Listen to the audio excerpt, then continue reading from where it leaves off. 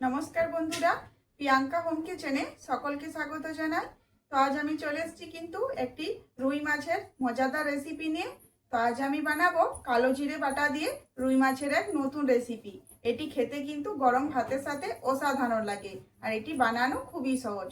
তো চলো রেসিপিটি দেখতে থাকো, আশা করি তোমাদের ভালো লাগবে। তো এই যে আমি এখানে নিয়ে নিয়েছি রুই মাছ। তো রুই মাছটা আমি কেটে নিয়েছি, এই যে একটু বড় বড় সাইজের পিস করে নিয়েছি। এবার এটা ভালো করে ধুয়ে পরিষ্কার করে নুন হলুদ মাখিয়ে নেব। তো মাছগুলো ধুয়ে পরিষ্কার করে নিয়েছি, এবার এই নুন হলুদ মেখে নেব। তো দিয়ে দিলাম নুন, হলুদের গুঁড়ো। তো এবারে নুন হলুদ ভালো করে মাছগুলো মাখিয়ে নেব। তো নুন হলুদ ভালো করে মেখে নিয়েছি, এবার এগুলো ভেজে নেব। তো তেল গরম হয়ে গেছে, এবার মাছটা দিয়ে দেব।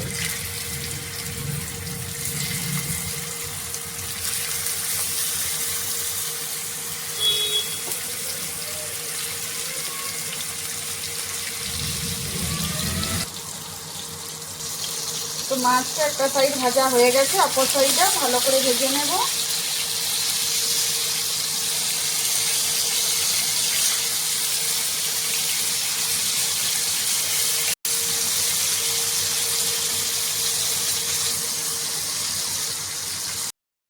তো মাছগুলো ভাজা হয়ে গেছে, তুলে নেব।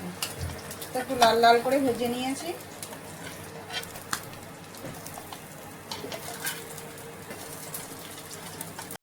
তো মাছটা রান্না করার জন্য এখানে আমি নিয়েছি 1.5 চামচের মতো সাদা তিল, 1 চামচ কালো জিরে, 2 চামচ এই যে জিরে, গোটা জিরে, আর 4টে কাঁচা লঙ্কা, 1 টুকরো আদা, আর এখানে আছে 7 থেকে 10টা বাদাম, চিনে বাদাম। তো এগুলো কিন্তু আমি ভালো করে বেটে নেব মিক্সিতে। তো এই যে এখানে আমি কিন্তু খুব ভালো করে এটা বেটে নিয়েছি মিহি করে। তো মাছটা রান্না করব। এবার তেল দিয়েছি, তেলে দিয়ে দেব অল্প কালো জিরে।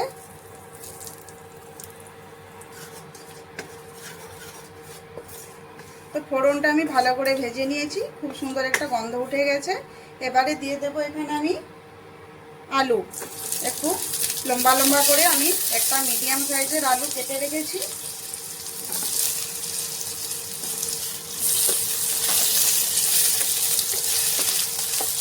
তো এবারে দিয়ে দেব অল্প পরিমাণে নুন, হলুদের গুঁড়ো, ঝাল লঙ্কার গুঁড়ো। এবারে আলুগুলো ভালো করে ভেজে নেব।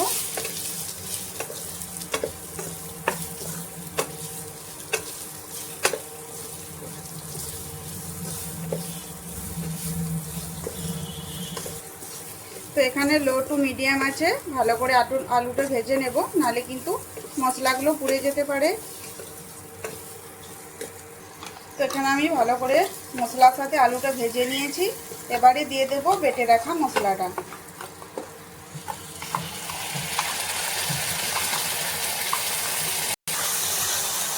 এবারে মশলাটা দিয়ে আলুগুলোর সাথে ভালো করে একটু কষিয়ে নেব। এবারে মশলা ধোয়া জল দিয়ে দেব।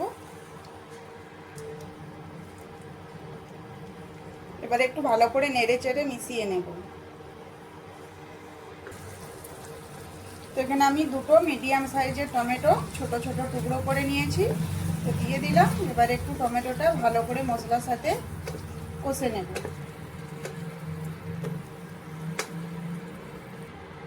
তো এটা কিছুক্ষণের জন্য ঢাকা দিয়ে রেখে দেব, মশলাটা ভালো করে কষা হয়ে যাবে। তো এখানে মশলাটা খুব সুন্দর কষানো হয়ে গেছে। এবার এখানে আমি দিয়ে দেব পরিমাণ মতো জল।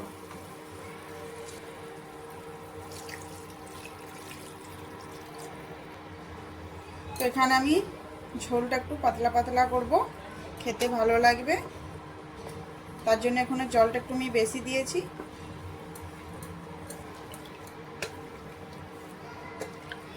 তো এখানে দিয়ে দেব স্বাদ অনুযায়ী নুন, আর দিয়ে দেব স্বাদ অনুযায়ী চিনি। এবারে এটা একটু নেড়ে চেড়ে আমি ঝোলটা ফুটতে দিয়ে দেব। ঝোলটা ফুটে গেলে আঁচটা কম করে এটা ঢাকা দিয়ে রেখে দেব আলুটা সিদ্ধ হওয়ার জন্য। তো এখানে আমি 800 গ্রাম মাছের জন্য 1 চামচ কালো জিরে নিয়েছি। এখানে যদি কালো জিরের পরিমাণটা বেশি হয়ে যায় তাহলে কিন্তু খাবার সময় এটা তেতো লাগবে, তাই কালো জিরে পরিমাপটা মেপে নিতে হবে। ঝোল ফুটে গেছে খুব সুন্দর হয়ে, এবারে ভেজে রাখা মাছটা দিয়ে দেব। তো আলুগুলো কিন্তু এখানে সিদ্ধ হয়ে গেছে। এবার মাছগুলো দিয়ে কিছুক্ষণের জন্য আরও ফুটিয়ে নেব। এই মাছের ঝোলটা কিন্তু খেতে খুবই ভালো লাগে। আমরা তো অনেক রকম মাছ রান্না করে খেয়েছি, তো বন্ধুরা একবার এইভাবে বানিয়ে দেখবে, এটা কিন্তু অসাধারণ স্বাদ হয়। গরম গরম ভাতের সাথে একদম জমে যাবে।